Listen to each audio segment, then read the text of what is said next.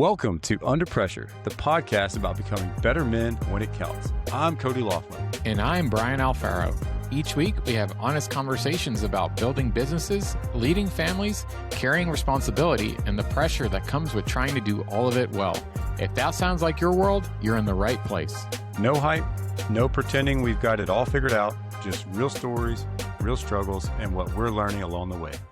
Let's get into it. I'm really excited about today's episode. I'm flying solo here again. I'm still in lovely Denver, Colorado. No Cody today. Shout out to Cody. I know he's listening, but we have an awesome guest in the hot seat today that I've known for several years. And forget the entrepreneurship stuff and the success you've had in coaching and business and all that. Dillon McGough here, a good friend of mine, is just a really good person. So I'm excited to have you on the show. I don't think we ever had you on our last podcast when we were talking more real estate. No. And I know you said, we were joking yesterday, you're like, man, I'm so tired of talking about real estate on podcasts. So I'm excited to have you on a show where we're going to talk 0%, very, very little about real estate. So I wouldn't say welcome to the show. I appreciate it, Brian. I'm really excited to be here. And I listened to multiple of the new podcasts, and what you guys are talking about, unfortunately, is not something that's very prevalent in today's day and age, but I think is one of the most important pieces, especially to us as men. That's when it comes to a little bit of vulnerability, things, like I said, that just aren't spoken about enough, right, that I'm glad you guys are willing to bring to the light. Absolutely. We're really excited to have you on the show because you and I have spent some time privately having quite a number of conversations because there's a lot of similarities in our story. Yes. We're both in late 30s, so to speak, mid-late 30s. We both have done some real estate stuff, had some successes and feeling really good and felt like we were standing on a mountain at a certain point in life. And then we've also gotten smacked in the face and had some challenges in entrepreneurial endeavors as well. But I think the biggest thing that's probably connecting us as well is we both have daughters, and your daughter's like a month older than mine, I think, yes, give or take. So 19 months, my daughter's 18 months. So we've had a lot of conversations about being very vulnerable with each other about just fatherhood and being a man and how it impacts your life and how it changes everything. It sort of turns everything on its head, not in a bad way to scare anybody, but it changes your life drastically. It does. But I know today for today's show, I'd really like to kickstart the show and talking a little bit about, not to, open any bad wounds or anything, but talking a little bit about the lessons you've learned on your entrepreneurial endeavors and some challenges you had and some failures, to be quite honest, that you've had, and then how they impacted your family and how they also impacted your personal confidence. Because I remember one of the things I took away when I first reached out to you, I think it was like December of last year, kind of going through some challenges, was you had told me something that I think really stuck. And honestly, to be quite honest with you, Dillon, it was a really big motivation for the show, to be honest. You said something that was really inspiring. You told me, you gave me like some kudos or a little pat on the back for reaching out. You had told me you had went through a period when you were dealing with some challenges, being a new father, some entrepreneurial things that weren't working out, where you kind of put your head in the sand. And I don't want to say you were like depressed or anything, but you were struggling there for a little bit and didn't do a good enough job, you had told me, of reaching out to people and being open and honest, being vulnerable. And I remember you told me, you're like, man, shout out to you. I feel like, I wish I had done that. I kind of stuck my head in the sand for a year, and it took me a while to pull myself out. So if you wouldn't mind, share some of the lessons you've learned, or talk to us a little bit about some of the challenges you went through and how you felt, and then maybe how you pulled yourself out of that. Yeah. And, when it comes to my background, so just a quick overview. I started in the political realm. I was a lobbyist, started investing in real estate very early on. My mid-20s, buying single-family homes, scaled into the multifamily space. I will say the biggest piece of this when it comes to the failure part, just kind of prefacing it, is everything went well for a decade. There was a lot of luck, a lot of hard work that went into it, but a lot of luck, surrounding myself with the right people. Everything went really well, especially in the real estate. Over the past decade up until 2022, 2023, you invest money into real estate, everything goes up. You don't even have to be a wonderful operator. Yep. So to preface that, everything went well for the first decade of my professional life, and so I wasn't used to getting slapped in the face.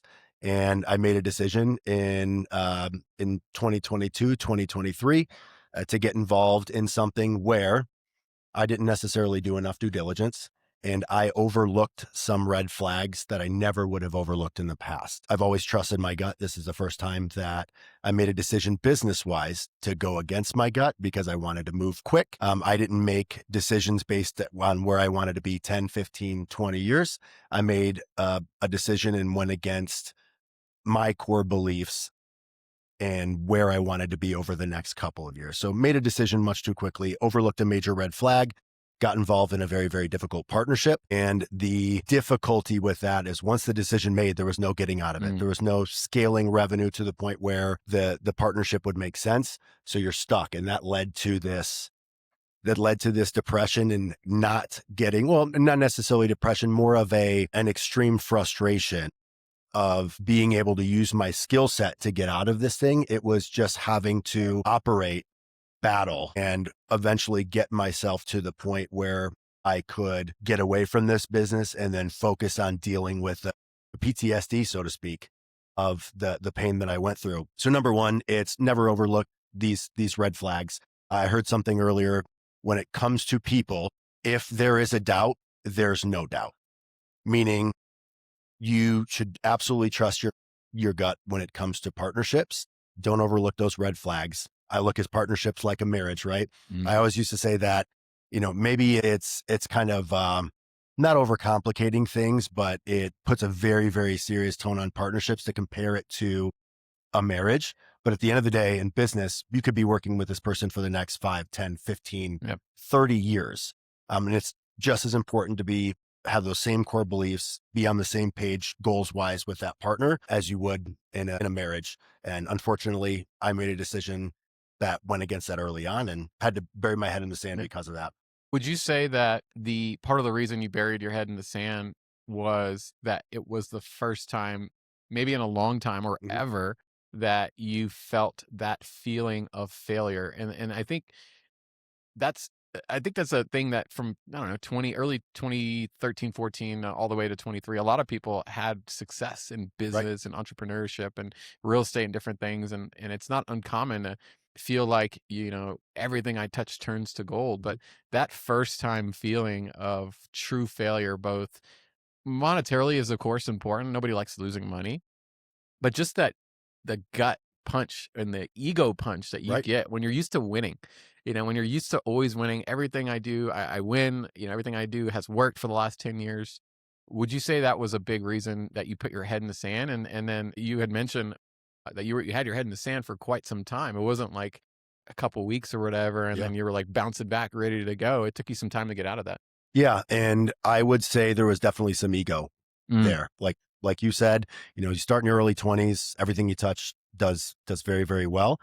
So you build this confidence, you build this identity around what you've achieved. And when you haven't had the experience of getting smacked down, you don't necessarily know how to operate through it. And then you realize that this is going to be a public thing. You're going to have to have conversations about this. Thanksgiving conversations. And it shatters your confidence. I would say one big mistake that I made is, during this time, I was working 60, 70, 80 hours a week very consistently, managing the real estate portfolio as well as managing the other business that I was in.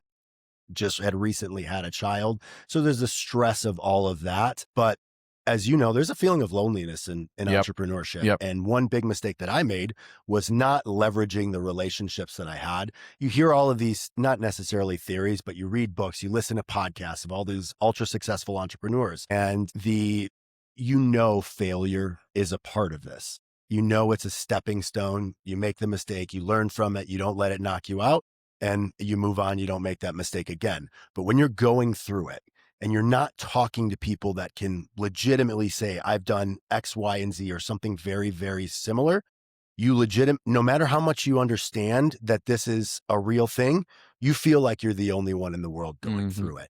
And I sat in that for a long time.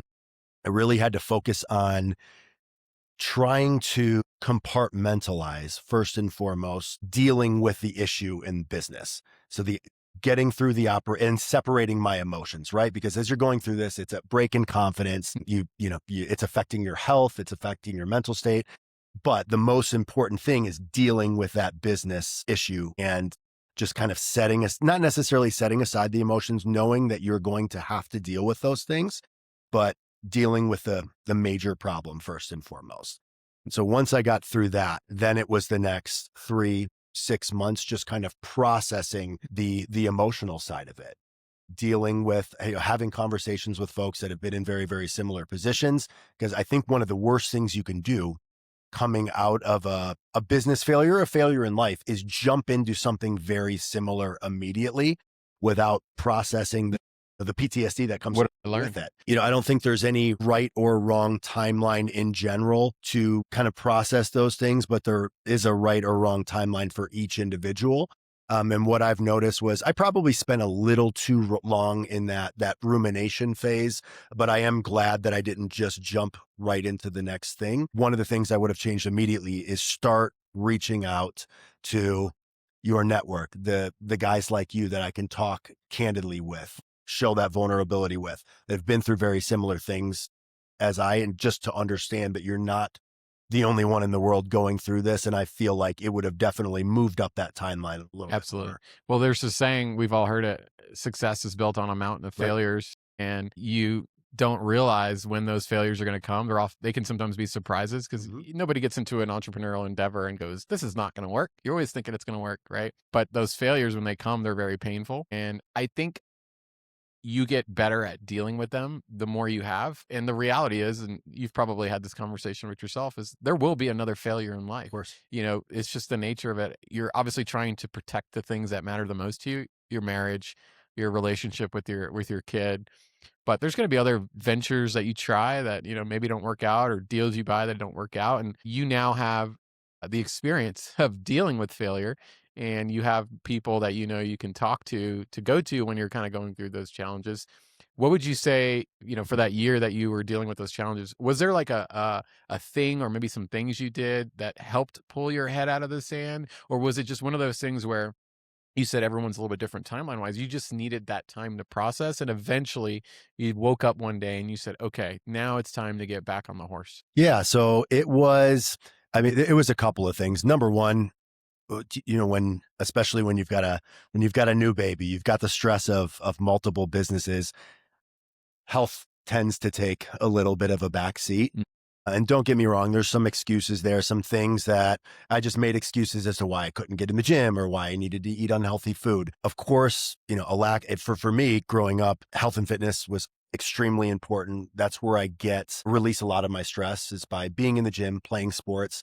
And really get that dopamine hit. And I wasn't doing that. So from a mental state, I think the health side of things, being able to focus on that for the next 3 to 6 months was extremely important. And then number two was just going back to the conversation that we just had about reaching to the people that mentored, got me into the business in the first place, that are much further along in their journey, reaching out to close friends that are in similar situations to me, that are more along my timeline and where I'm at in my business and personal journey, and just understanding that this is a part of the game. There's no ifs, ands, or buts about it. And I think you had mentioned something about getting that first failure is so difficult, because at this point there's no pattern recognition there. You've never been through it before, so there's a complete unknown on the other side of what this is actually going to do to your life, right?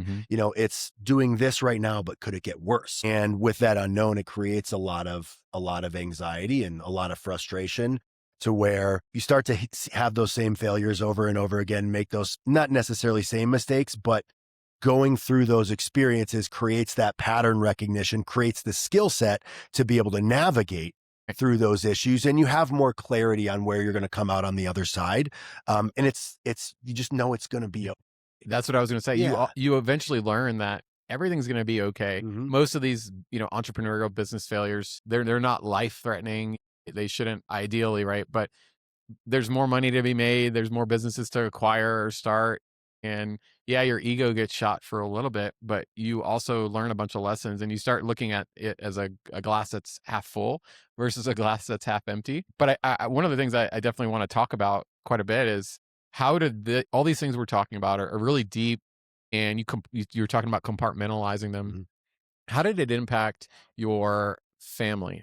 not financially, but how did it impact your wife? How did it impact your ability to be there in the moment with your daughter, to be the best father you can be? Because I've been through, similar things over the last few years with some failures, and you're there and you're like rocking your baby to sleep, but you're thinking and Right. processing all the things. You're not in the moment. You're not in the moment like you should be. And then at least for me, with my wife, she would just notice, "Are you okay?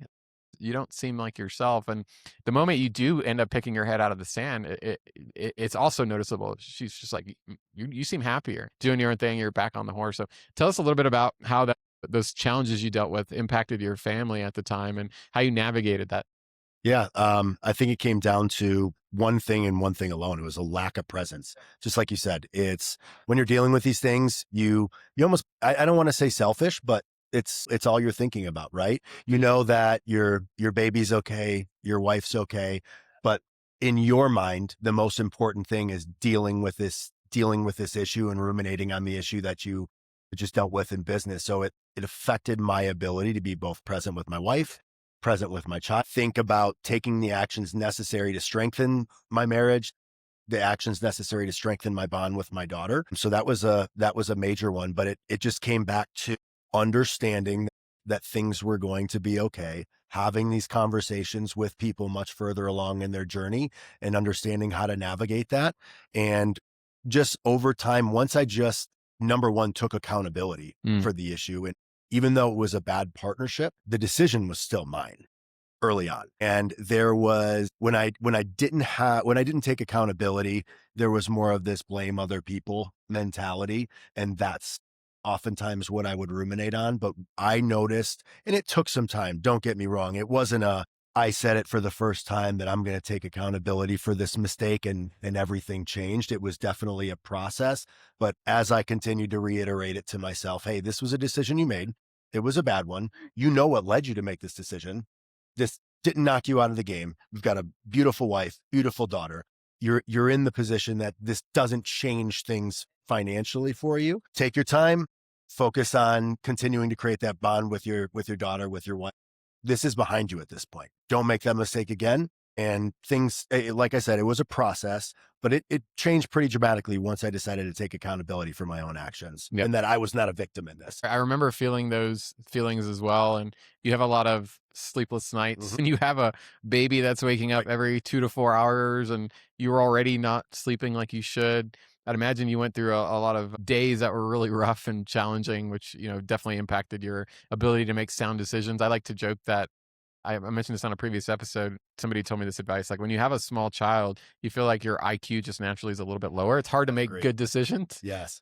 Just because you're so tired and fatigued and you're constantly learning to deal with the stress and the worry that never really goes away as a parent, but you're learning to adapt. And then while you're also dealing with these professional and business challenges, it just tends to put a big weight on you. And as men, we don't do a great, good enough job talking about it. But on your family side, I want to pivot a little bit and talk about being a new dad, being somebody who's learning the ropes. We were walking to dinner yesterday and just spent a tremendous amount of time talking about the feelings you feel and the impact it has on your life and how it turns your life again upside down in a good way. But what are some lessons you've learned as a new dad this first year? What are some things maybe that you weren't prepared for, that you thought you were prepared for, that you had to navigate over the last 19 months? Yeah. And this is something that you and I spoke about at dinner. I tend to be a very A-type personality. Everything's got to be organized when it comes to building a business. You want to build out all the systems, processes,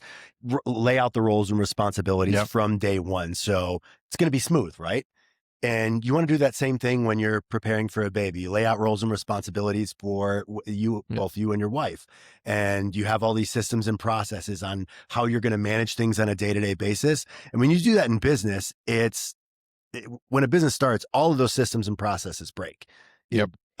The reactions to these things can be completely different than what you're expecting. I look at it as both you and your wife are both founders in a new business. And at the end of the day, you always have to wear multiple hats, right? You have to respond to things as they happen. You have to navigate them. And it's no different with a child. And every child is different too. You have one child that sleeps through the night, no problem from day one.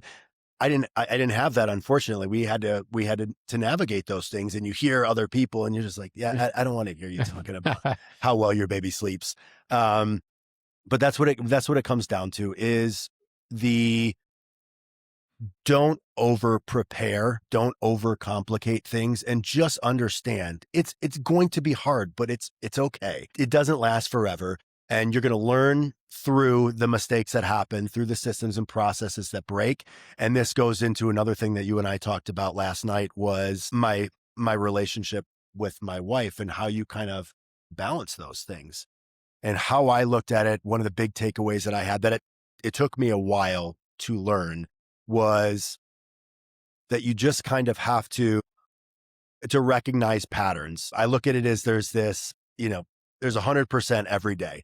And both you and your wife have to make that 100%, whether you're 80 that day and your wife is 20 or vice versa. And what I did was try my best to notice before things went south.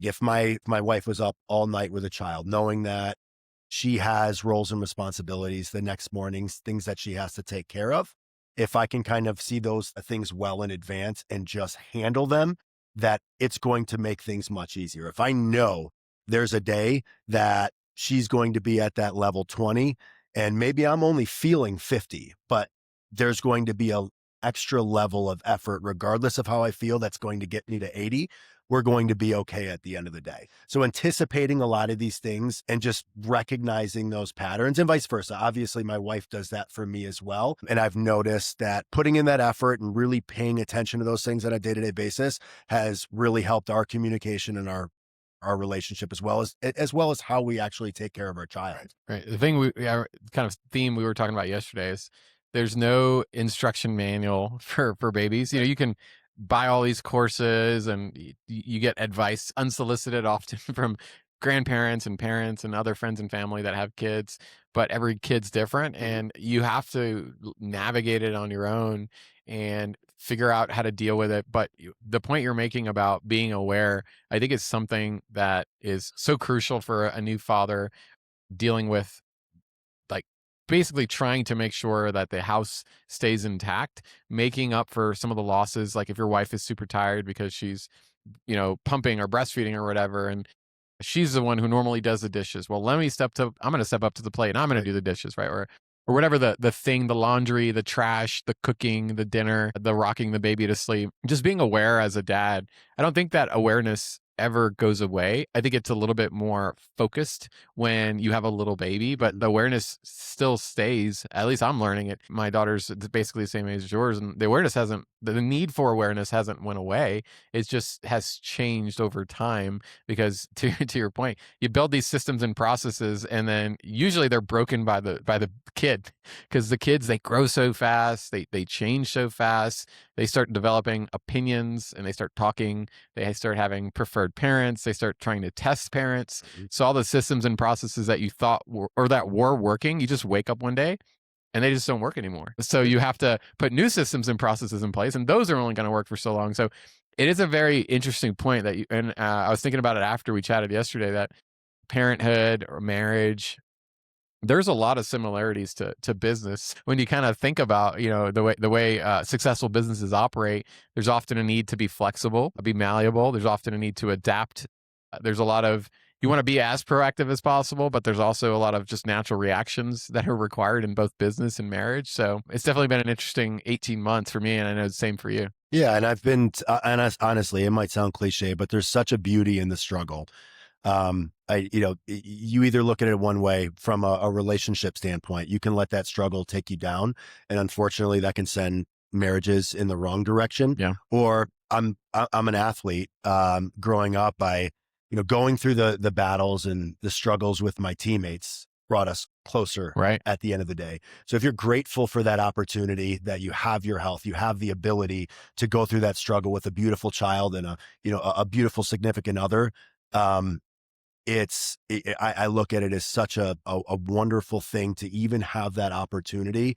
And I feel, so really and truthfully, not that I'm on the other side of it, not anywhere close, but as you start to look back on these struggles over the past 19 months since my baby's been born and all the things that we've overcome together, both me as an individual father, as well as in my relationship with my wife, managing the day-to-day stress of taking care of a baby and learning from those things, it's a beautiful thing and something that I'm extremely proud of and grateful for. Absolutely. We talked about gratitude and being grateful on one of the prior episodes with Taylor. And I think it's such an important point that you have that mindset and that paradigm to look at the struggle and be grateful for it on a daily basis. Because without that struggle, you're never really tested in life, and you might end up dealing with something. Back to the point you made earlier about your first business failure and how hard that is. The first time you struggle with the baby, or you have a disagreement with your partner because of both of you are so tired that you end up butting heads over something so silly.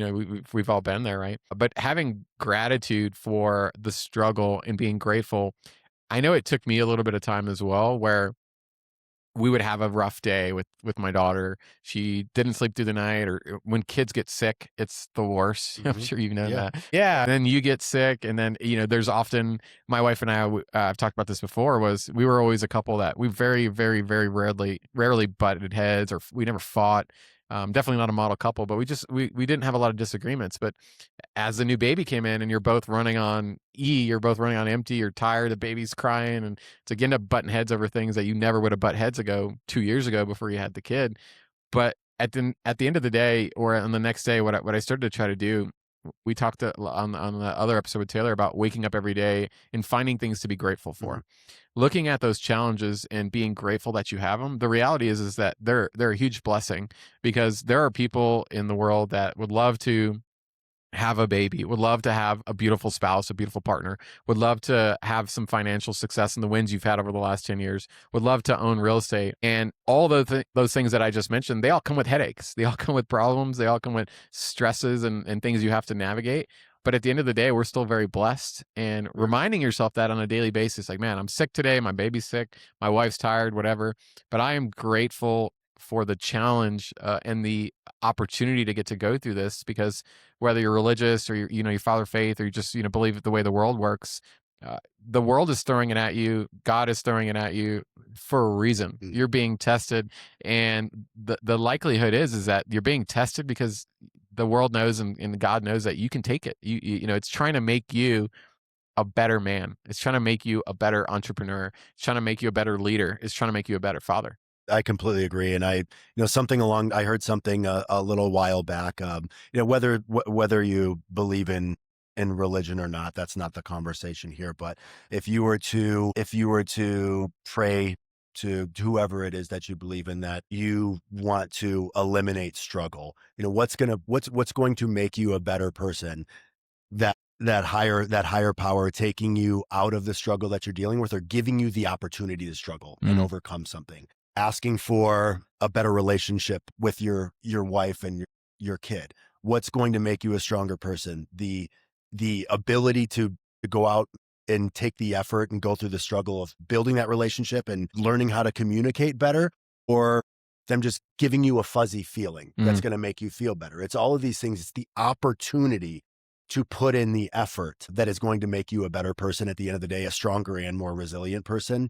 So that's kind of how that paradigm shift, the way that you look at things, I think has been extremely important to me to actually create what I'm grateful for on a day-to-day basis. Right. It's much more easier to be grateful thinking that way than the others, of just expecting things to come to you. Absolutely. When we've all met people in life that are much older than us, and we would often say that they're very wise and they have a lot of wisdom. When you think about it, where do they get that wisdom from? How do they become wise?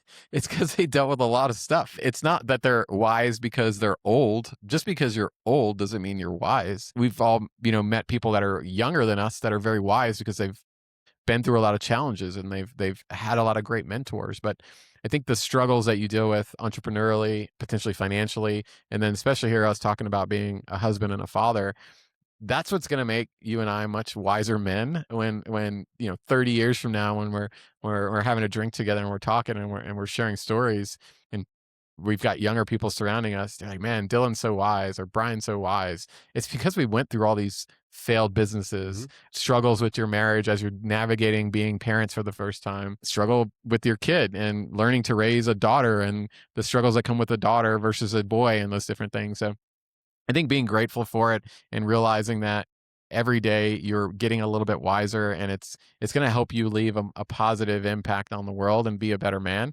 I think that brings joy in the journey. I remember, he's not here today, but when I was first getting into real estate, Darren Light was one of my mentors and my coaches, just a phenomenal person.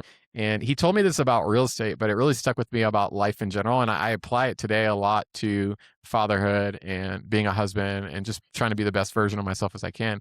He said, Brian, life's not about the destination and chasing the rewards. He said, you need to learn to enjoy the journey. And the journey and we were talking about real estate at the time, but the journey that you're going to have along the way in real estate and the struggles you'll have and the challenges and the failures, it's going to make you a better investor. It's going to make you a better entrepreneur. And that lesson is so valuable, I think, for a father as well and for a husband as well.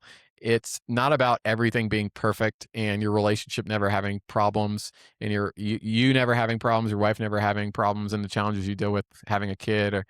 It's about learning to enjoy the journey as a father and a parent. And I think that's where, if you look at it that way, even though it's a struggle, you can find there's joy in the struggle as well. I completely agree. And it's tying this back to business is, I've been in real estate now for the past decade, and thankfully we've had the ability to have a lot of success with it. And I look at it from a perspective of, hey, you get into this deal, you're super excited. You've got a great opportunity as you go through underwriting, you close it. And it's stressful every single bit of the way. The deal almost falls apart 10 times. And you go into operations mode, you go into investing in CapEx and rehabbing these assets, and being able to drive net operating income. And it's stressful, right? Things happen every single step of the way. And you get to the end of the road and you end up selling the property at a profit. And you think that that's where you're going to get your big hit from a dopamine perspective and just a happiness perspective. And it's not. I even know that there's so many times throughout that process that you're stressed and you think things are going to go completely south. There is such a beautiful piece when it comes to looking back and the skill set that you built and the confidence that you built throughout that process, and just the ability to struggle, like we talked about earlier with children. And it's just trying to be as present as, in the first couple of times you do it, you don't think about those things. You're just like, want to get this deal done. Once the deal's done, it's over. Right. And so I've tended on the business side and life in general, just to try to be a little bit more present, enjoy every step of the process, and the confidence that comes along with building and solving problems. It's such a big piece to your overall happiness in life. As someone who likes to see progress, I love to continue to push. It's definitely not about what happens at the end, all the steps in the process and the growth process that comes along with these. There's a bunch of cliche sayings. There's beauty in the struggle. There's beauty in the process. And I think the big thing as well that I've learned is, with all these, trying to be a successful dad, trying to be a successful husband, trying to be a successful entrepreneur, real estate investor, whatever your path is, there is part of the journey is also who you become along the way. And I think that's really the coolest part, is looking back on it. You mentioned this earlier. You used the word ego when you were talking about yourself and some of your failures. You today is very different than you 10 years ago. You today, you have a 19-month-old daughter. You today is very different than just 19 months ago. You're a very different man. So that journey that you go through and who you become along the way, that's probably the coolest part, I think, or the most fun part, is to look back on it and you're just like, dang, who the heck was I? Yes. Just thinking like, what was I thinking back then? And just things change so fast, but life's a journey. It's a ton of fun. We're talking about some very serious topics, but I think, the big point too, the big key is, it's just, you got to have fun with it along the way. I completely agree. And it's so difficult to see those changes when you're comparing yourself where you were 6 months ago, even though we've gone through some major life-changing events in that time. But when you start to look back on, where I am at 35 versus 25, you see that massive change. And I would be extremely depressed if I was the same exact person that I was at 25. So you look back and you're proud. It makes you grateful for all those struggles that you went through, of course, because it turns you, hopefully, you are able to learn from those, become a stronger, more resilient person because of those things, and you become grateful for the struggle. Absolutely. Absolutely. Yeah. Well, it's been a great episode, Dillon. You've added a ton of value to our audience, and I appreciate you sharing your struggles, both on the entrepreneurship side and the real estate side, and then also, the struggles and challenges you've been through as a man, being the best husband you can be and being the best father you can be. For anyone who's listening, just give us a quick nugget, quick second. Tell us a little bit about the company, Multifamily Wealth Nation Capital, what you guys are doing, and then if anyone was interested in getting a hold of you and talk to you more about any of this stuff, real estate, entrepreneurship, investing, or just wanting to connect with you about being a dad and share stories, what's the best way to get a hold of you? Yeah, so MWN Capital at a high level, we are a small real estate, we'll say boutique private equity business. We look at deals two ways. We take deals down with our own capital, and then there's certain deals we bring in outside capital for. We invest in the Jacksonville MSA. We've been a team now, me and my two other partners in the business, for around the past year and a half. If you want to get a hold of me, whether it's, to talk about things that we've talked about during this podcast, or investing in real estate, or really anything in general, personal, business, I would love to have a conversation just to kind of throw out what I've experienced. And it definitely fills my heart when I know that there's something that I've experienced that can help somebody along the way. I know it's such a cliche thing to say, but I've been in the education space now for the past 6 to 7 years, and where I really see what gives me a really, really great feeling is to see somebody go from, A to B with certain things that you've told them that have helped reduce a lot of failure and struggle in the process. And if there's anything I can help anybody with, Dillon, Dillon at MWNcapital.com, I'd be grateful to have a conversation.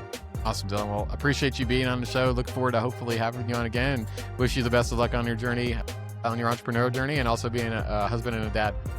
I appreciate it. Glad to be on the show, and always appreciate our conversations. Awesome. Cheers. Appreciate you being here with us. Stay connected by joining our weekly newsletter called The Forge, delivered straight to your inbox with thoughts on business, work, family, and becoming a better man. Make sure to check out forgingbettermen.com to sign up.